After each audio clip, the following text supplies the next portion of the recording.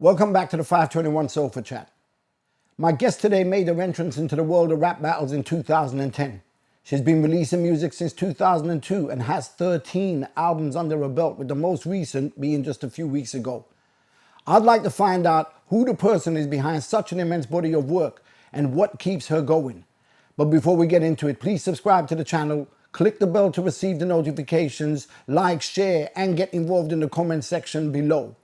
And now, on the 521 Sofa Chat, we have I.C.E. member, the freestyle MC you wouldn't want to get caught up in a clash against, the one, the only, the amazing Dekay. What's going on, Dekay? Woo, I'm good. How you doing? Yeah, excellent. You know what? Let's do the, yeah. Woo, blah, blah, blah. I've been trying to get this going for a while, so it's really good to have you here. Yeah, man. You don't know that I'm going to do this, but seeing as you're such a dope freestyle MC. What are you up to? You know me. Always something in it. All right. Right, so what I want to do is I want to ask you questions and I want you to freestyle the entire interview. Okay. Right? What do you reckon? You up for the challenge? I reckon so. Or should we just try one and see how it goes? I can freestyle the rest of the show. I mean, it might be better or no. I mean, I'm a veteran, so it should be okay. And if you give me some cheddar from investors, I'll go and just freestyle for the rest of my natural life until I'm dead on the road. We had Tenchu in here. Oh yeah, Tenchu's a bloke. Yeah, and you know, he done a little freestyle session and you know what I mean? So that was dope. That's what gave me the idea. Thanks, Tenchu. But yeah, so you know what, before we get into the structure of making music and other bits and pieces and whatever, I always try and find out a little bit about the person. So who is Dekay? Early beginnings, you know, what got you into hip hop, all those kind of things. Okay, well, don't forget the freestyle. back in the day, Dekay had some tracks, never played. It was the actual way that we used to live, like we were being carried away. I used to sell mixtapes on the road outside Camden Station, had all the man them waiting, and my plans were breaking because I never made any money or any finances. I saw some sly glances and I took some wild chances. I got a bit more older and established in the scene, and then I was rapping like a dream, and then I actually began to be the cat that got the cream. I started getting known for battling and freeze because I never used to remember the lyrics that I pleased, that I wrote inside my sleeve. I had a CD on the go. A few years later, a few more. I used to do it, I was poor. And once or twice I went on tour. Was I successful? I ain't sure. I ain't even guessing anymore, but I guess I'm settling the score because I'm repping for the poor. I'm repping for it, sure. Basically, I guess I am very much someone that loves hip hop and barring, freestyling and all the elements that go with it. And sometimes I get a bit explicit, but overall I just love my lyrics. You hear that? Okay. Right. What can you tell us about you as a, like, forget the music side of it for now. What can you tell us about you? Shall I stop freestyling? Stop freestyling. We will go off on a tangent. No, yeah, we will go off on no. I could do it, but it might be a little less relevant. Growing up, primary school, wanted to be a singer. Not very good at singing. Glad that I didn't pursue that. Got into hip hop about 13. That is the time when a friend gave me a cassette of the Slim Shady LP. That was the first rapper that really caught my attention. And I didn't really know at that point many UK rappers or even that there was a scene at all. So I got into American rappers, and then later on down the line I got into UK rappers, and then I got into battle rapping mainly because I was always freestyling because I couldn't remember my bars. And I used to be, I still probably am, quite competitive, enjoyed battling, probably did that for quite a while, and then sort of left it behind to continue focusing on my music. And I still do freestyle stuff always, like, you know, but actually battling, that was probably what I was best known for, but I don't do that anymore because there's no money in it for me personally. Okay, so what was your upbringing like? Well, I suppose it was, depends, like, I don't want to say that it was difficult, but then everything is down to people's individual perspective. So, you know, for some people, they might look at it and say, that was difficult. That sounds very difficult and challenging. Some people might go, well, you know, it sounds like you had a roof over your head for most of it, and you had family, and, you know, some people don't have that. So do you think because things may have been slightly harder or whatever, that is one of the reasons why you went into the rap world? No. Okay. No. Do you know what? Because even if I had been a little rich kid or something, I can still imagine that captivating me. Okay. I love the art of storytelling. And I especially love doing it through the medium of rap because it's like creating a little jigsaw puzzle and fitting everything together. And when it's all together perfect, it's a beautiful thing. And I really enjoy listening to that and creating that. Okay. So I reckon I still would have got into rap some way or another. So it makes no difference. I don't think so, but then how do I know? You started making your music from 2002, if I remember correctly. Yeah. Right? Or if I recall. And, you know, what was it like at the time that you were making your music, coming in as a female MC, as someone that was raw, underground? You know, what was it like? How did people receive you? I lived in a bit of a bubble.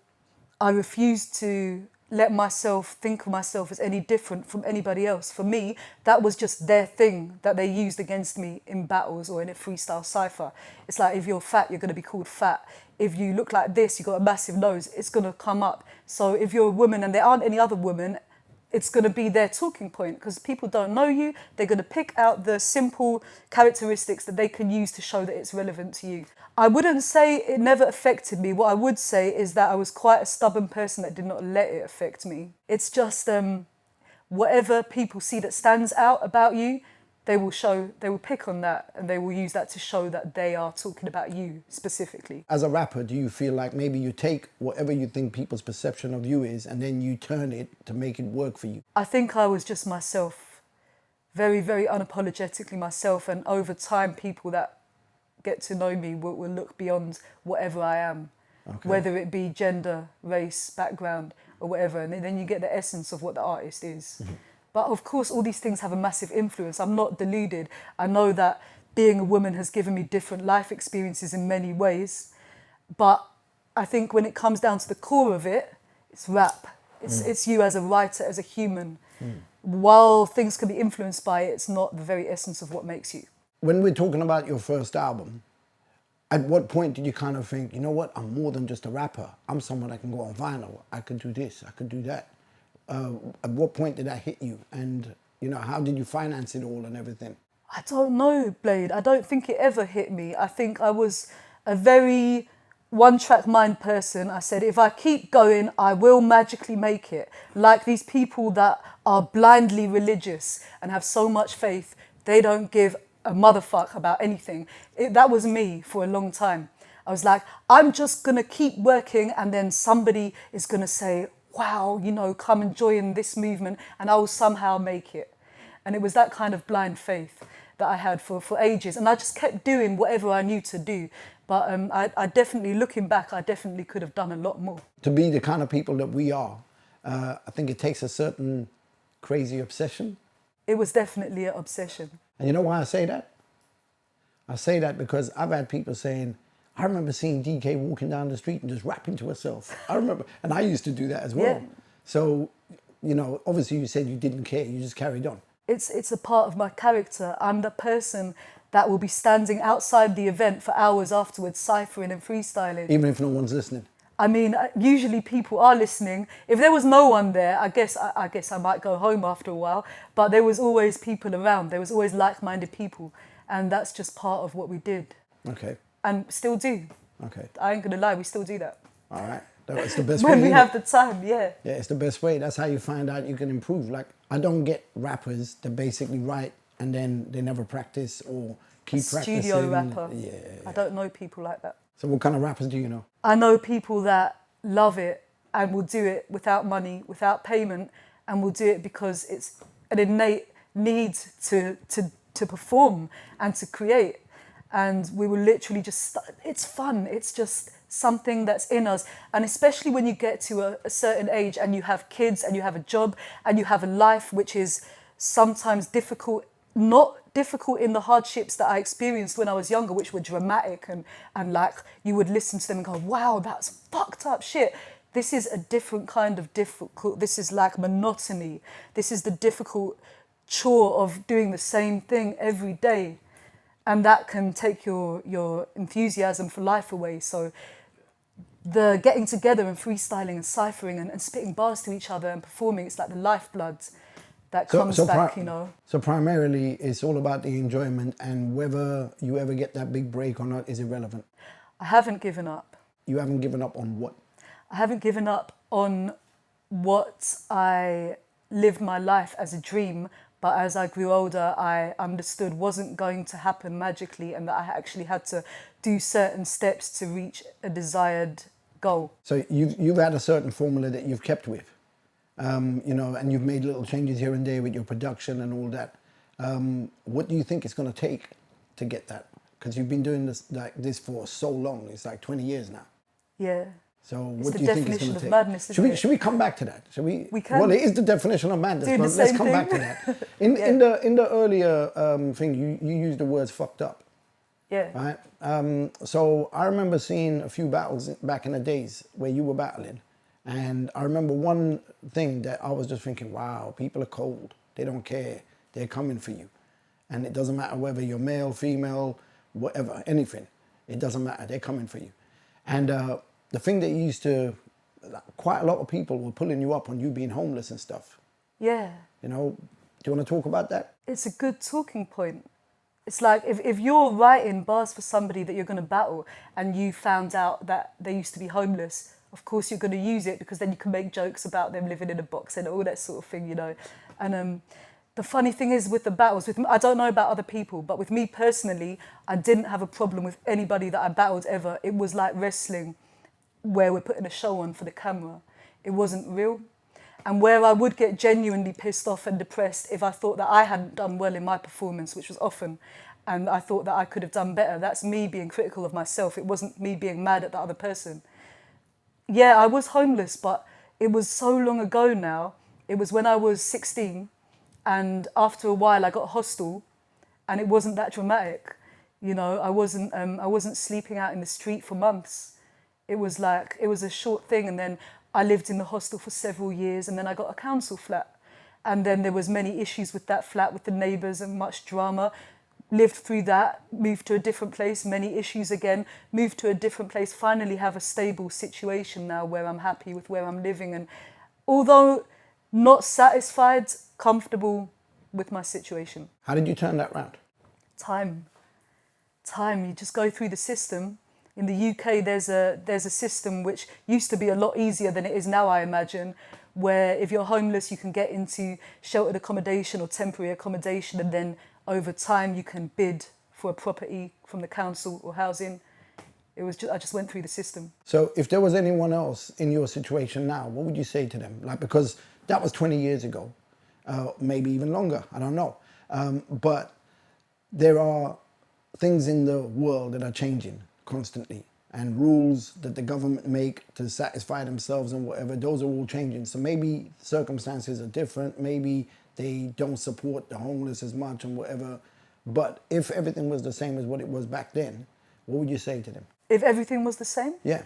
I'd say go down to your local town hall, or wherever it is that they do the process for housing, get on the list for a hostel. Go into your hostel, try not to mix with too many crackheads, try not to get into too much fuckeries, and eventually you will bid for a flat, and eventually after years you'll get a flat. Try to pay your council tax and don't lose your flat, you won't get another one, not in London. And try and progress as much as you can until you find yourself in a stable and safe environment. And from there you have the ground to start building up on. So how long was the process for you? 3 years. And what if situations were different? And, you know, government, council rules were all different? As in like they are now? Yeah. I don't know, because I was very young, so I would have been a priority because I was under 18. Okay. I understand that it's very, very difficult for adults, especially adults without children, to get any sort of housing in London at the moment. The other cities, I don't have any information about that, but I imagine it's equally as hard. Okay, so you being young, and do you think being a female had something to do with you getting it quicker than others? It might have done. It might very well have done. I don't have that information. It might have done. It was definitely the age as well. Anyone under 18 will become a priority. So that helped. I mean, if there was one piece of advice you would give anybody that's in that situation, what would that advice be? There's a lot of charities and organisations out there that have a large amount of funding that they have to spend, and it's dedicated towards people that are homeless or have mental health issues. The problem is not everyone knows how to access them. Some people can't get a key worker or someone to speak on their behalf because maybe they're not good at explaining what they need or speaking to people. Maybe they're a bit traumatized from experiences. So the key is finding someone, if you're in that situation, that will speak on your behalf and get you into these networks of people that will put you through the system and get you to where you need to be. And it's crazy the number of people that are in boxes right now. There's a lot of reasons why people can't get accommodation. Okay. Yeah. Maybe they're suffering from some trauma and they can't go and do the necessary steps because they're not well enough.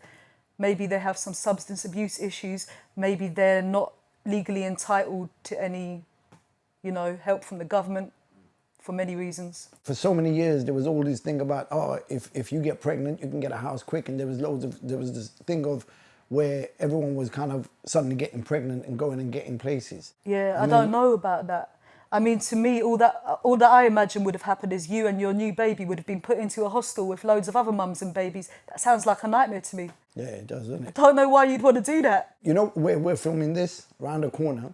I think it's about 2-3 miles away. You know where I'm talking about. I'm talking to the cameraman, not to you.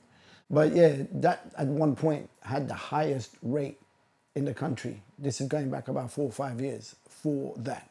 The number of young girls pregnant, getting housed because of the pregnancies, because they were all like 15, 16-year-olds. You know what I'm talking about. If I was going to speak to them, I would say, you lot are mad. Do you know why? You have your house, but now you have a child in your house. And guess what? You have to look after your child, unless you really mess up and social services take them, for the rest of your life. Listen, they ain't stopping there. You know. Some of them like 23 years old getting 5 kids now. I find that sounds Crazy. more difficult than being homeless. Yeah, 100%. I'd rather be homeless, mate. Yeah, 100%. Jeez. What did you learn from that experience? I learned that people can be very, very dangerous.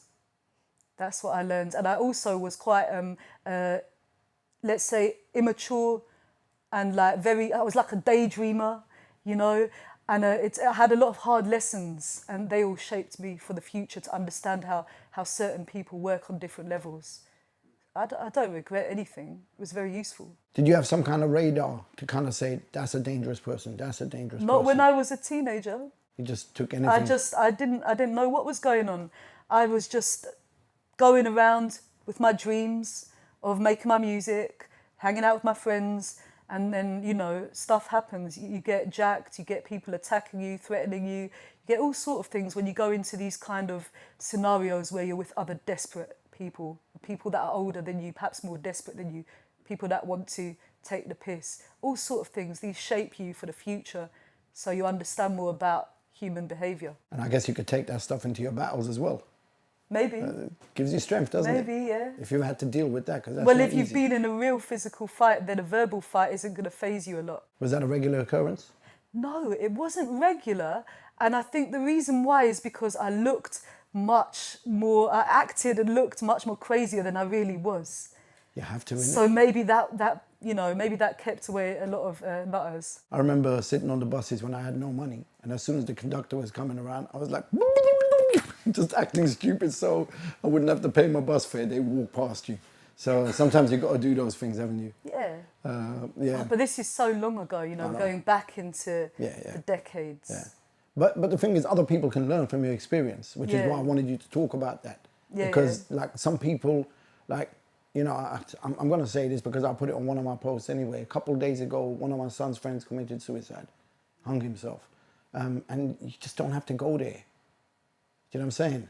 So what I'm saying is, like, maybe there is someone out there in a similar situation to what you were in that just needs someone to explain to them, like, you know what? It's not the end of the world, and you can talk to somebody, and you can find the answers. You know what I'm saying? And you're in a perfect position to give them that advice, to show them where to go. I know what you're saying. Yeah. I had a friend when I was younger who committed suicide.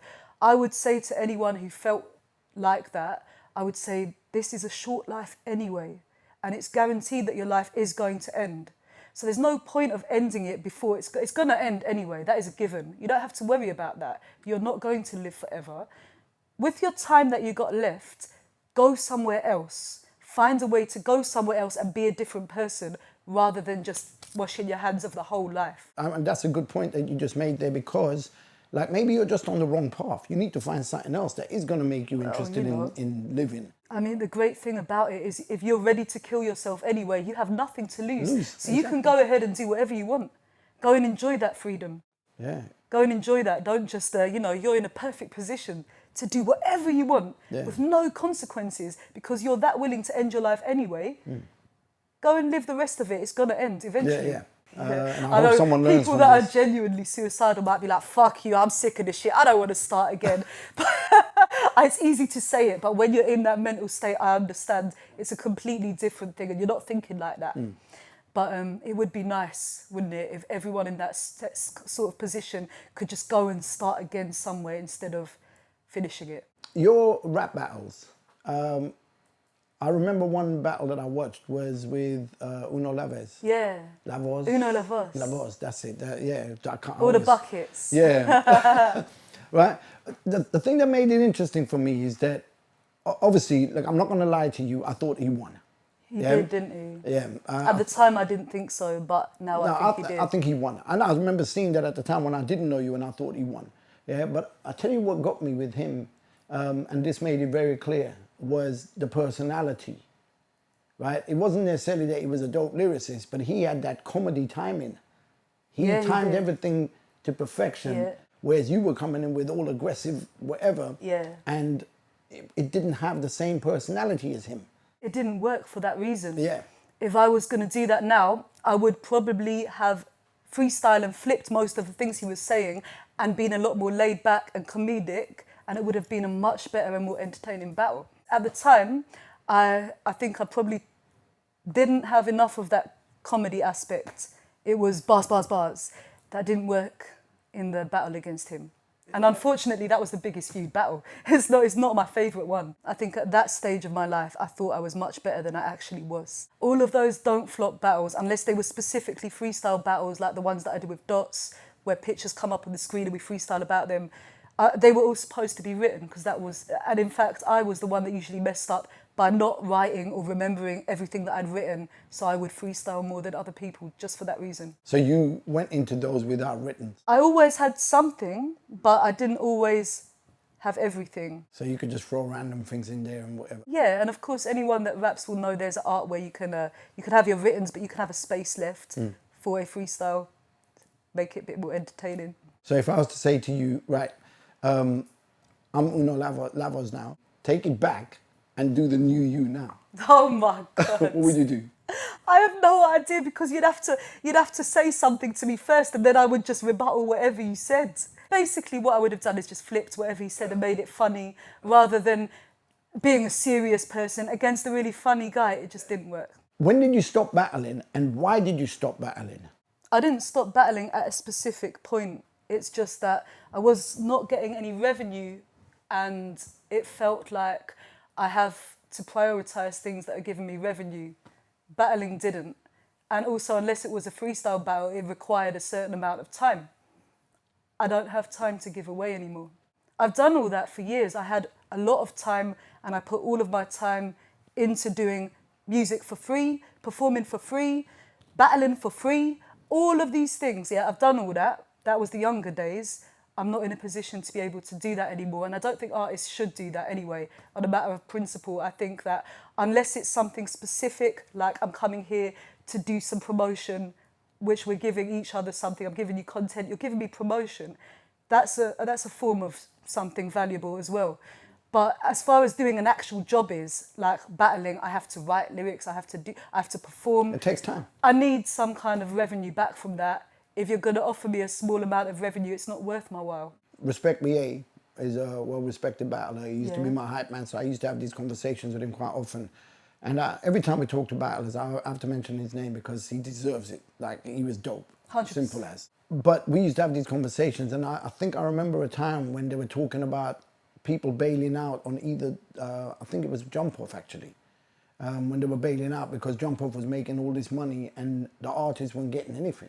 It don't surprise me. If you were in that position and you knew that these people are making the amount of money they're making, they're booking up venues like the Mean Fiddler and packing them out, and you ain't even getting £50. Yeah. You know, it was a good business move because it got everyone who wanted to get a reputation to come in and do a performance, and they didn't care about the money because they were busy building their rep. Of course. While behind the scenes, someone's sitting in the back room and counting all this cash. But that was the mentality. Yeah.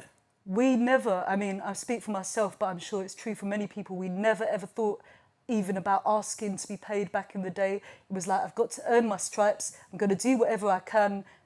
But then you come to a certain point where you're like, I can't really do that anymore. It's not even possible. And you've got children as well, haven't you? Yeah. Okay, so how did that affect your music life? It didn't affect me creating music, but it has very much affected me promoting music and being able to go out without restriction, because every time that I leave the children, I have to pay someone to look after them. Now that's an expense. And so of course it's going to affect what I do. I cannot do free shows anymore. I need to get paid. A lot of people aren't in a position to pay artists that are as underground as I am. Therefore, I'm not performing as much as I used to be. Knowing what you know now, would you do things differently? I would. I don't regret anything, but I would. When I was around certain influential people, I would have been more sociable. I would have known, if I came back with the mentality that I have now, I would have known what to say and how to get further from those links. Those links are gone now. I can't go back to that time. But I would have done things differently if I could. How do you think your reputation has left you in the industry now? I don't think anyone knows who I am. Only like people that are into battles. I know that I have a big fan base from the old battling scene, and a lot of them have come over to my music and you know, listen to my music. And it's a small but loyal fan base. But as far as it goes, like, I'm pretty sure most people have never heard of me, unless you're into like things like End of the Week or the old Don't Flop days, or unless you're really into your underground UK hip hop scene, you're probably not gonna know who I am. Okay. You know. And how does that make you feel? Do you know who I am? I don't really care. Like, in my heart of hearts, I want to be more successful than I am. That fire hasn't gone out. It probably might never go out. I was watching Little Sims winning her award the other day, and I was like, it wasn't jealousy for her as a person. It wasn't jealousy. It was like some kind of emotion. I was like, that's what I want. It's still there in my heart. It was like having a broken heart. It's like, that's what I wanted. But, you know, whether I get it, I don't know. But you know, she's been around for years. Yeah, I know. So, you know, well done to her. I remember her first CDs that she done. I was doing the promos for it, and her sister was acting as a manager, getting the promos done. So I was hearing Little Sims's first releases and whatever when the promos were coming out, and yeah, I just remember thinking, wow, you know, this reminds me of the kind of hunger that we had. With the hard work, you can get the results. But this is what I'm saying. So what was different from there, from her situation to yours? Like, you know, you could have been in the same boat. I don't know. Maybe I didn't meet the right people. Maybe I didn't do the right things. Maybe I had the wrong attitude. Who knows? I don't know. I can only speculate. What I do know is that I know that there's a lot of things that I desperately want to do, but sometimes to stop my heart hurting, I try and be happy with what I've got, but I'm not really. Would you swap your places with Little Sims? Nah, because I want to take my own path there, innit? Of course, we're not completely, but we're quite different. So my path will probably be different as well. What's the biggest message you're trying to get across in your music? I'm not trying to get a specific message across. I talk about politics and about socio-economic things, and I talk about personal emotions. I talk about all sorts of things. The last album is all about fairy tales. The most recent one, it's 12 fairy tales that I've modernised and turned into rap. So there isn't a specific message that I'm trying to get across to people. I just want to talk about whatever I want to talk about, and I want to express things in different ways. Okay. Sometimes talking as a character can give you more freedom to explore things, and then you can explore things in a different way than if you were just telling people directly. Right. Do you think social media has highlighted anything to do with your music? I guess it's the only way that people can find my music now, really, because I'm no longer standing on the street selling CDs. The reason I asked the social media question is because if you go on social media and you're talking about your album, it's a ghost town. Well, you're talking to your small group of friends and people that are on your algorithm. And people in your group. But if you were to do some twerking, which I think you're missing a trick. You should just, do you want to get up and do a I bit of twerking? don't think I can do it, Blade. I think you do it better than me. But I know my cameraman can do it. I've seen him do it when we done the interview with Dexter. You should do it, show everyone, and then this will go viral. And then it's more promo for me. Like, if I do it, no one will give a fuck. Like, I think you need to do it. Look, the cameraman's doing that. Yeah, oh, you lot missed it, cameraman. It's all over that. No, we joke about like doing things. Like, I was having a joke with Baraka from my crew the other day. I was like, what are we gonna do to make our performance memorable? I was like, you know, in Snow White where I talk about putting the pig's heart in, I think we should get a live pig and kill it on stage, and then maybe even like the papers. That would go viral. I think the news would even pick it up. Yeah, because and then we were like, animal cruelty. How much is a pig? Can we go halves on a pig? Have you got the... No, we ain't got... You see the finances, it's holding us back. I'll be your pig. No, we don't want to kill you, Blade. Bloody hell. Going down for murder, like, all these angry Blade fans, like, you murdered our hero, like. No, we want, like, you know, livestock. What if I pay for the pig and you come and do it here? We could do that, and then in your kitchen we could cook the pig. No, forget the kitchen. But we don't want to waste him. Well, I don't eat pork, so you can take it somewhere else to eat. Either. Okay. Ah, fuck it. Give it to the homeless people. Yeah, you can do that. All right. That's your territory. I'm one of my people, innit? Yeah. Yeah, so anyway, I think the point I was trying to make is that nowadays you have to do some crazy shit to get noticed, apparently. If you put that into context with what's going on in social media and what's going on with your music. How far do you go to gain a few people liking your posts? You have to decide, and I guess I decided that I just want to do what I'm doing, and if people like it, they like it. I understand that it's necessary for promotion to go on these social medias and to do my thing, but it's not something that I'm going to lose sleep over if nobody looks at my video, because the way I see it is that video is there forever. Even when I'm gone, it'll be out there. People can look at it. You know, it's there. I've done it. I've done my job.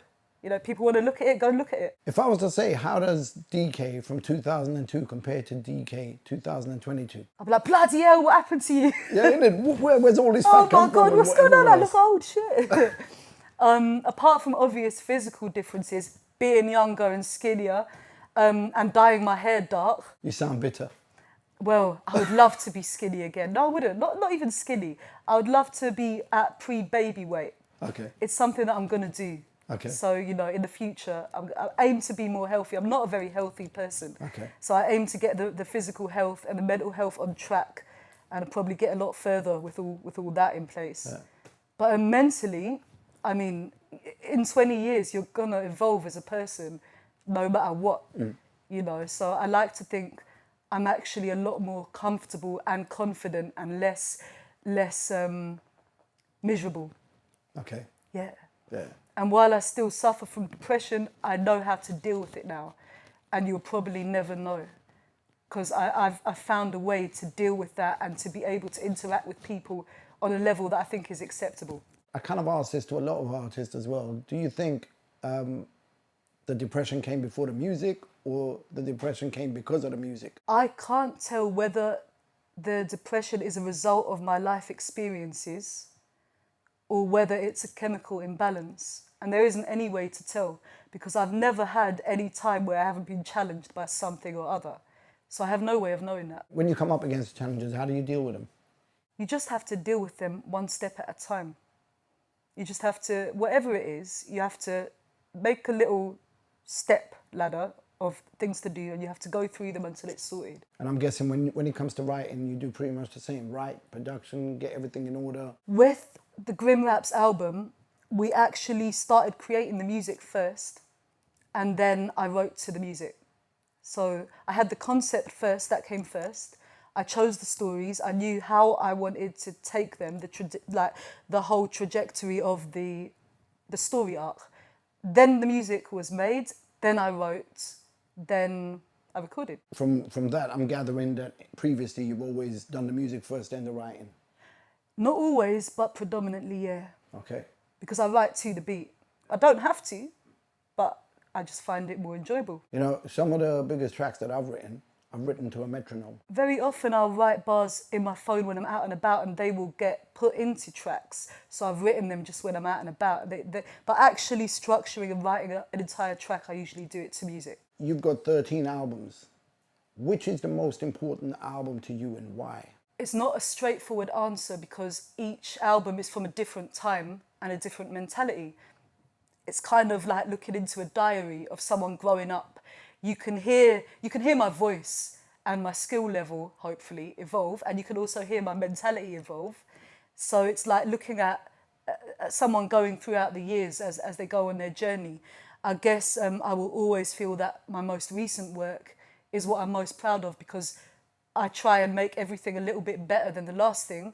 At the moment, I feel like my most recent work is probably better than what I've done before, but then that doesn't take anything away from the other stuff because that captured a time in my life. Okay. And then there's certain tracks from each album that I think are just brilliant. Yeah.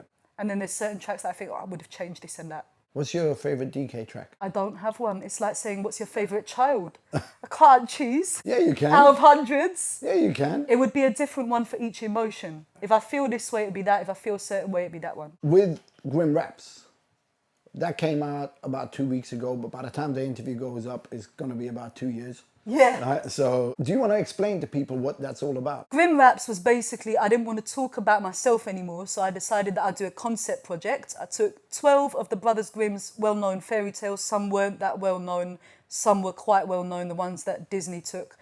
And I made them into modernised raps, so I updated it to be more modern and made them into tracks, and that is it. That is the album, in a nutshell. Is there any particular track that you're so proud of that you want everyone to know? I like all of the tracks for different reasons, but I think one of the ones that I feel quite pleased with is Red Riding Hood because it deals with a very serious issue and it has a sense of tension that builds up towards an ending.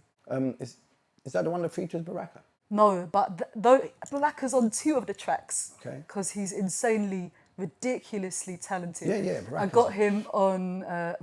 well, you heard Rumpelstiltskin. He's Rumpelstiltskin. Okay, yeah. And he's on Snow White, which I performed live for your show. Yeah. He's the huntsman. Obviously, we had I.C.E. in here not too long ago. And, you know, I was commenting on each person's performance and everything. And I'll tell you what, AAA, on your album, that I think it was the second track on the album. Hansel and Gretel. Yeah. Hansel and Gretel. I'm so happy with that track.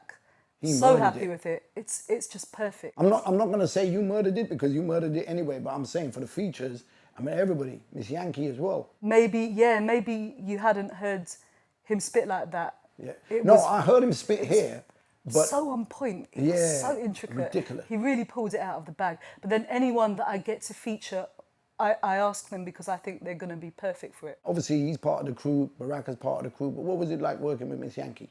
I mean, I just asked her to write a poem because I met her. I knew, like, we used to do Mind Over Matter. I used to go there and, like, she used to host that and be very involved with that. And I met her back in the day. And then I met her at an event that Baraka and his band Nairis were performing at, Sofa Sounds.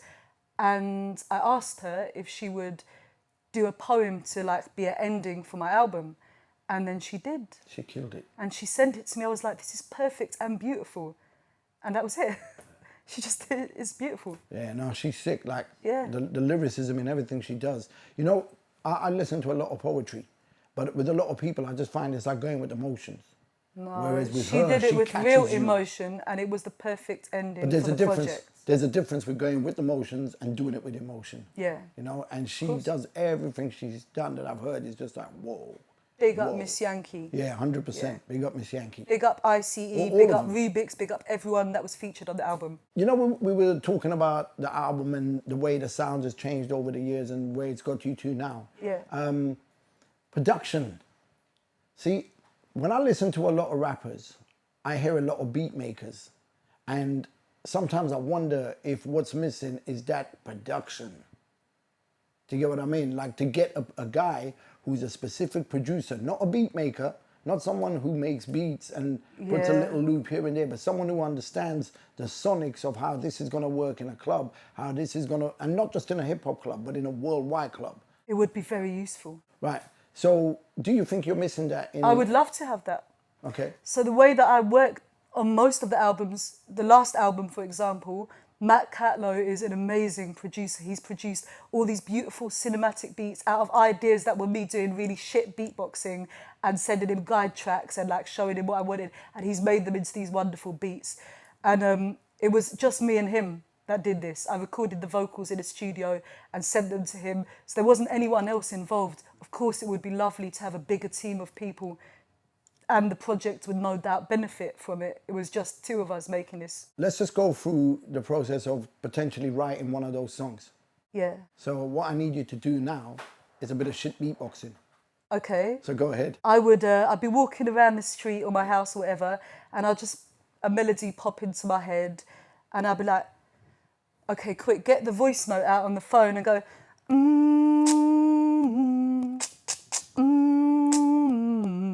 and then I go, maybe a stringed instrument like a violin, and I start doing all this, and that would be the base for a backbone of a melody. Okay. Yeah. Well, that's what I do. But this is what I'm saying, like the simplicity of writing is crazy to where when it gets to the final thing and there's a complexity to it. You get what I'm saying? It starts from that little, yeah. When I used to write with a pen in one hand, finger in the other, and just going. Yeah. That was it. It was always the same frigging beat. That's when I got bored and started writing to a metronome. But yeah, so like, do you think having a producer who understands like music on a wider scale rather than just on a hip hop scale would make a difference to how people perceive you? I don't know. I mean, Matt isn't a predominantly hip hop person himself. Do you know what I mean? I would always be willing to work with anybody that I thought would benefit the project. I possibly don't have those people around me at the moment that can connect me to people like that. That might be a useful thing to have an extra person there to give me an unbiased overview of something before I put it out. I would not say no to that. I think it would make the world a difference. I think it would take it to another level, and I think Dame it would. Bowers. And I think it would it would then move you from the circle of people that you're around now to a circle of people that can potentially push buttons to make you something else.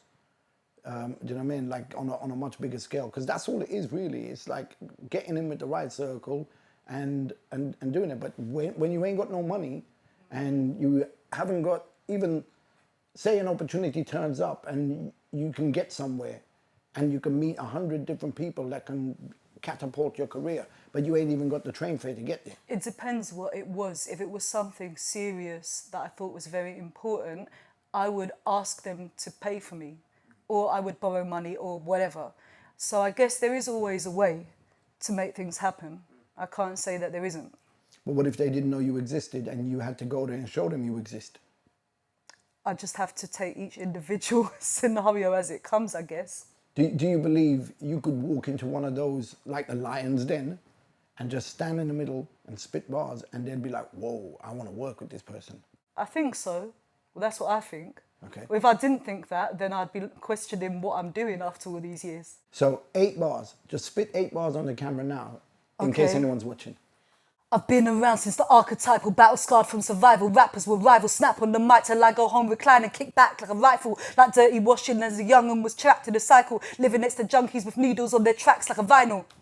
Okay, so if there's any producers out there watching and you need a female MC, you know what, forget the female bit. If you need an MC, yeah, that's just dope, then here's one of them right here.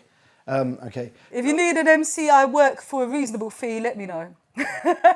But if the right one comes along, I'm sure you do it for nothing because it's the right one, you know? If it was someone that was gonna pay me back in terms of promotion, then yeah. I.C.E, inner city economics, what do you want to say about them and what can we look out for? And we are a collective of, I believe, really talented in different ways rappers, but we're all very lyrical as well. And we have come together to form a crew, I.C.E, and we perform together, we support each other's music, we release independent projects, and we also put shows on together as a unit with collaborations. And I think that sums it up, really. We're all just dope, yeah, you know? Yeah, they are. Yeah, I think what links us all is that we rap with each other anyway, whether we're being filmed or not. It's just part of what we do. What do you see in the future for I.C.E, for Dekay? I see it going one way or the other. You know. Did you just say I.C.E it? Yeah, yeah, that's what I said. I thought about that. I meant to say that, and you got that. It could go one way or that way, this way or that way. I hope that it goes the way that I wish it would. But there's a possibility that it might go the other way. But you're never going to give up hope? No. Okay. So if you're 50 years old and you're still trying, nothing's happened? I don't believe that I've ever been in exactly the same mind frame. At every age, your mind evolves and you think about things a little differently. So like at 50, which is, by the way, still quite a way off, I would probably be looking more at writing for other people, and maybe I'd branch out into doing something different. I don't know. Maybe I'd start doing heavy metal, thrash music or rock or something, just because why not?